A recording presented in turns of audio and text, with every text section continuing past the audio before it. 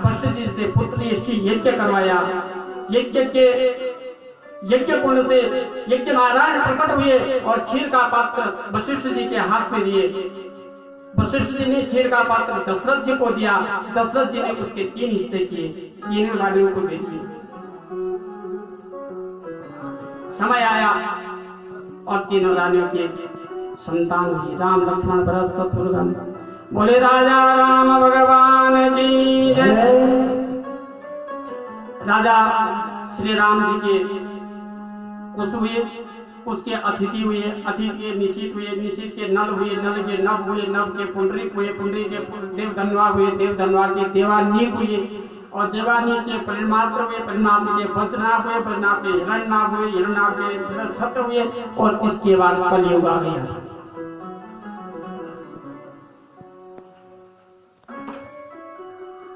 राम के पात्र में ना, राम के पात्र में राम जी की जो लीला है, सब लोग कहते हैं के कई के बराबर कोई प्रेम नहीं करता था राम से। जितना केकई के राम से प्रेम करती थी उससे ज्यादा कोई प्रेम नहीं करता। कौशल्या मां भी नहीं करती थी। केकई राम के बिना श्वास लेना दुर्लभ हो जाता था। केकई राम के बिना जल तो रहा था, श्वास भी नहीं लेती थी। एक दिन की बात है, राम लक्ष्मण भरत शत्रुघ्न खेलने चले गए और केकई मां राजमहल में थी और राजमहल से बाहर कैसे करके आई और राजमहल में रहे कैसे करके, क्योंकि वहां राम थे नहीं। उसका मन छटपटाने लगा कि मैं बिना राम के तड़प के मर जाऊंगी। यदि मैं राम के सामने मरूं तो मुझे मुक्ति मिलेगी और यदि राम के बिना मरूंगी तो मुझे मुक्ति नहीं मिलेगी।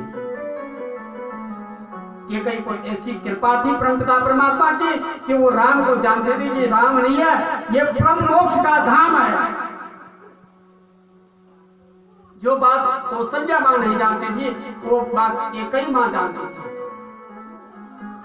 और केकई ने बचपन से ही राम से ऐसा लगाव रख दिया, ऐसा प्रेम कर दिया कि मेरा मोक्ष का द्वार खुल जाए। और राजभवन में थी, मन नहीं लगा, छोड़ दिया राज। जिधर बच्चे खेल रहे थे राम लक्ष्मण भरत शत्रुघ्न उधर ही चले गए और एक पेड़ के पीछे लोग छुप करके राम को निहारने लगे। और राम तो सब चीज के दाता है, जानते हैं। राम जी ने देखा, खेलना छोड़ दिया, अपने तीनों भाइयों को वही खेलने दिया और अपने आप आए। माँ क्या देख रही? माँ बताओ ना माँ। कुछ नहीं बेटा, कुछ नहीं, ऐसा नहीं देख तो नहीं माँ, कुछ बताओ। माँ की कही बोली बेटा पता नहीं क्या है, मैं तेरे बिना ना मैं जी नहीं सकती हूँ भाई, इससे ज्यादा मैं कुछ नहीं कह सकती, मैं जी नहीं सकती हूँ ना माँ। ये तो तुम्हारा प्रेम है माँ, ये तुम्हारा स्नेह तो प्रेमत्व है। बोले माँ मेरा एक काम करोगी? और केकई तो चाहती थी कि राम के काम ये चाम आ जाए। ये चाम किस काम का है? ये चाम केवल किसी की सेवा में लग जाए या तो अग्नि के काम आता है। केकई मां चाहती थी कि ये चाम किसी के काम आ जाए और कहीं कि बोल ना बेटा, बोल क्या क्या बोल ना मां, तुम मना करेगी, तुम मना कर देगी। केकई ने कहा बेटा तो आज स्वर्ग से लेकर के पाताल तक कोई वस्तु मांगेगा तो मैं दे दूंगा। तो आज बोल राज्य का सिंहासन से तो मैं तुझे सिंहासन दे दूंगा। अभी दशरथ जी से कह करके दिलवा दूंगा। नहीं मुझे सिंहासन नहीं चाहिए, तुम दोगे। अरे मेरे लाल बोल तो सही, पहले मेरे सर के सौगंध खा लो। मां के गई आतुर थी, अपना दाया हाथ लेकर के राम के सर में रख दिया। राम मैं तेरी सौगंध खाती हूं, जो तू बोलेगा मैं वो करके रहूंगी।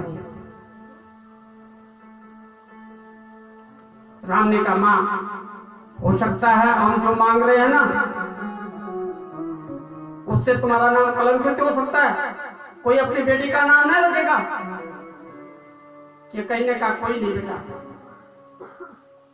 ये नाम की चर्चा नहीं है बेटा, ये चांद तेरे काम आ जाए, तेरे नाम का संकीर्तन हो जाए, उसी से मेरा कल्याण है, मुझे उसकी कोई परवाह नहीं है।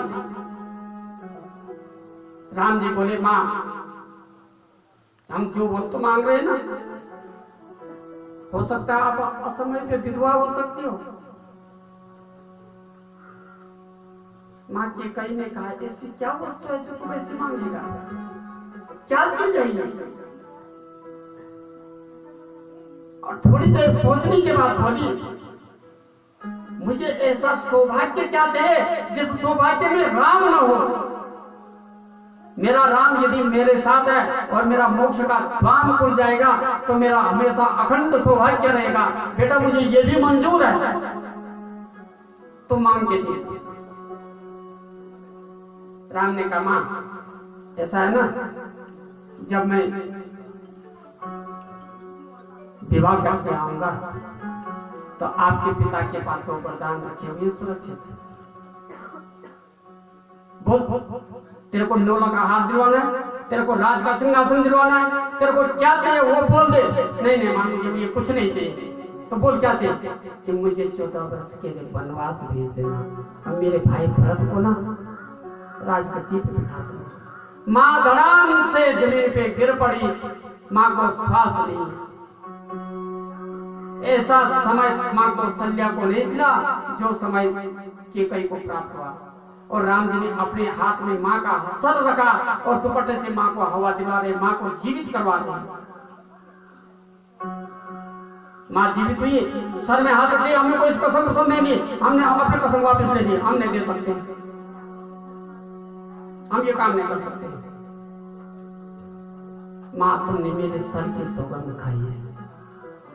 हुई उर्मिला लखन की नारी, श्रुति की तेरी पुसूदन प्यारी।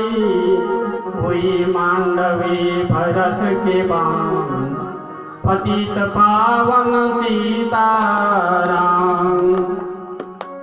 समय की व्यतीत होता रहा। उस दिन से मां कैकेयी ने राम से दूरी बना दी। मैं यदि राम का काम नहीं कर पाऊंगा तो मेरा जीवन व्यर्थ चले जाएगा।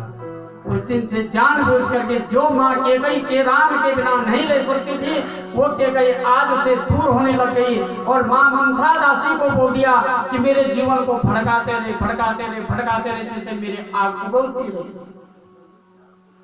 और समय पूरा हुआ, राम जी की धर्मपत्नी सीता हुई, विवाह हुआ चारों भाइयों का। अयोध्या में आए। अयोध्या में भरत जी अपने ननिहाल जा रखे हैं और इधर कैकेयी मां ने 2 वरदान मांग दिए। राम जी को वनवास हो गया और राम जी वनवास गए, सीता को साथ में ले गए। लक्ष्मण जी गए। लक्ष्मण जी जब गए, दशरथ जी ने बिस्तर पकड़ लिया। और बिस्तर पकड़ लिया। दशरथ जी का जो होशियार सबसे चातुर सारथी था, उसका नाम था सुमंत। सुमंत को बोला कि राम लक्ष्मण सीता को जंगल दिखा करके ले आना। और सुमंत बड़ा सयाना था, उसने कहा मैं करके रहूंगा। लेकिन सुमंत हार गया। राम जी ने सुमंत को विदा कर दिया। वापस आया, दशरथ ने कहा राम नहीं आए।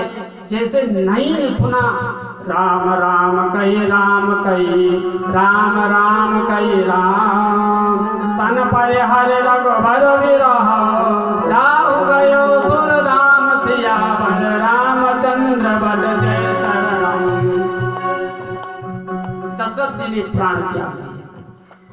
2 पात्र ऐसे हैं जीवन में, 2 पात्र ऐसे हैं। श्रीमद् भागवत पात्र में मां कुंती और रामायण के पात्र में परमपिता दशरथ जी, जिन्होंने की ना सुना और प्राण त्याग दिया।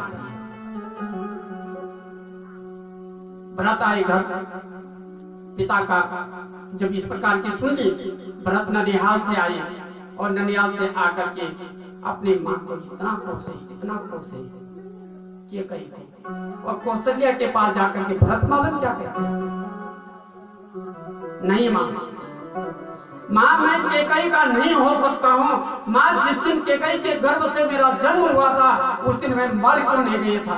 और जिस समय कैकेयी के जुबान से ये वाणी निकली थी कि राम वन में चले जाए, उस समय धरती फट क्यों नहीं गई थी? मां मैं कैकेयी का पुत्र नहीं हो सकता। कौशल्या ने कहा नहीं भरत, ऐसा नहीं कहते। केकई का कोई दोष नहीं है, केकई का कोई दोष नहीं है बेटा। वहां पे अरुंधति बैठी हुई थी, अरुंधति ने कहा क्यों नहीं दोष है? राम लक्ष्मण सीधा जंगल में चले गए और दोष नहीं, तुम दोष नहीं बता रहे हो। उसने कहा अरुंधति, केकई के जीवन में थोड़ा दोष यदि होता, केकई के जीवन में यदि लेश मात्र का भी दोष होता तो वो भरत जैसे संत को जन्म नहीं दे सकती थी। उसने भरत जैसे संत को जन्म दिया, इस वास्ते वो निर्दोष है।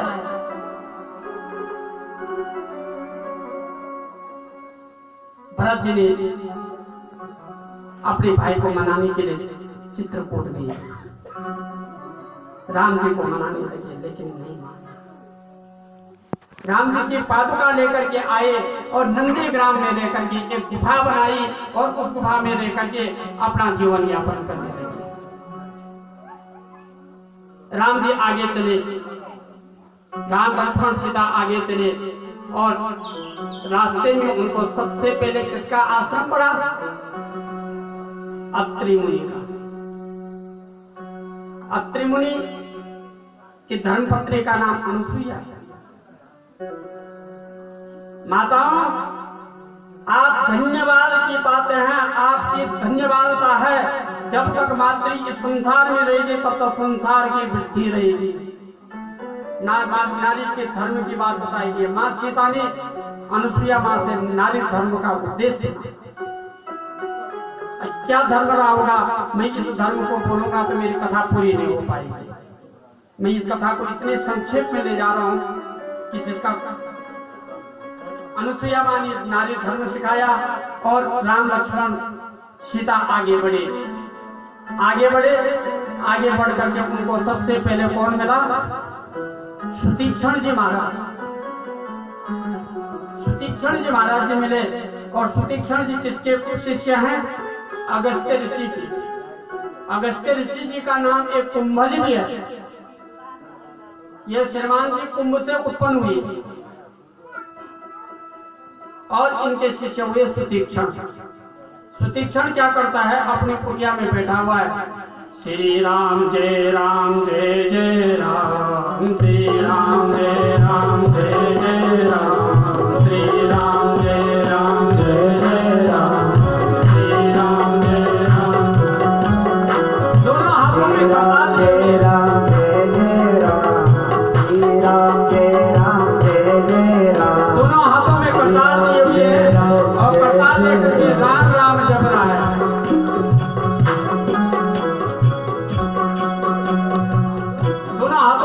लेकर के राम नाम का संकीर्तन कर रहा है और संकीर्तन कर करके इतने में देखा राम जी आ गए, लक्ष्मण जी आ गए, सीता जी आ गई और हाथ में करताल लिए हुए उठा और दौड़ा उनको मिलने के लिए और आधे रास्ते में गिर गया। सुतीक्षण नीचे गिर गया। मां जाने की भाग के गई, सुतीक्षण को उठाया, अपने बाजू से लगाया। राम जी ने कहा अकेले अकेले क्या कर रहे हो? कहा कि क्या करना है? तुम्हारे गुरुजी कहाँ गए? गुरुजी के साथ खटपट हो गई, गुरुजी के साथ लड़ाई हो गई। कैसे? चलो कोई नहीं, गुरुजी के साथ हो गई, तुम कुछ मांग लो, तुम इतना जप करते हैं, इतना तप करते हैं, कुछ मांग लो। तो सुतीक्षण ने क्या मांगा? अस अभिमान जाई जन भोरे, मैं सेवक रघुपति प्रिय मोरे। मुझे अभिमान दे दो,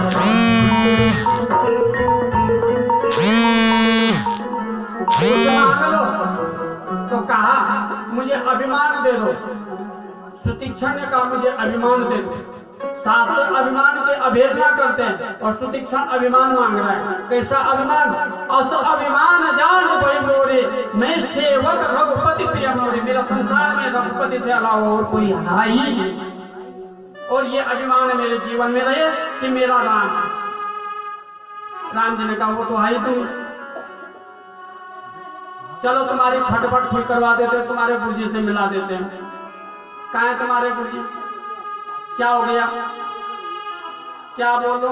एक बार हमारे गुरुजी जा रहे थे गंगोत्री धाम और गंगोत्री धाम गए तो हमको बुलाए कि सुतीक्षण इधर आओ। तो हम गए तो गुरुजी ने कहा कि ये शालिग्राम है, इसकी सेवा कर लोगे? हमने कहा कर लेंगे। अब गुरुजी तो चले गए तीर्थ में, हम लगे शालिग्राम की सेवा करने में। प्रातः काल होते उनकी सेवा करते, उनको स्नान कराते, पंचामृत इत्यादि से उनका भोग लगाते। एक दिन क्या हुआ, हम पूजा कर रहे थे, पूजा करते करते क्या हुआ, हमें भोग लगाना था। हमने ठाकुर जी का श्रृंगार किया और ठाकुर जी का श्रृंगार करके तो वहीं पे विराजमान कर दिया। हम किचन में चले गए, रसोई घर में। रसोई घर में गए भोजन बनाने के लिए, भोजन बना के लाए तो वहां पे शालिग्राम था नहीं। अब कोई चील ले गया, तवा ले गया, कितना तो होता है शालिग्राम। अब हमारे गुरुजी के आने का समय हुआ, हम बच्चे थे, हमको डर लग गई। तो हमने क्या किया, शालिग्राम की जगह में एक जामुन का दाना रख दिया। जामुन को शालिग्राम का ही बराबर का आकार होता है। गुरुजी आए, गुरुजी से मुलाकात हुई, प्रणाम हुआ, स्मरण हुआ। गुरुजी को पूछा, गुरुजी बहुत समय लगा दिया। हाँ ऐसा ही अकेला ऐसा ही होता है। उधर संत मंडली मिल गई, भाव से ऐसा ले गए। तो कहा, गुरुजी ने बोला कि हमारे शालिग्राम दे दो, हमारे ठाकुर जी दे दो, हम पूजा करेंगे। हमने जो जामुन रखा हुआ था वो सिंहासन पे उठा करके गुरुजी को दे दिया। गुरुजी ने उस समय तो सेवा कर दी, पूजा कर दी, पाठ कर दिया। सायंकाल सो गए, सुबह उठे, अपने आप स्नान ध्यान किया और उसके बाद शालिग्राम जी को स्नान कराने बैठे।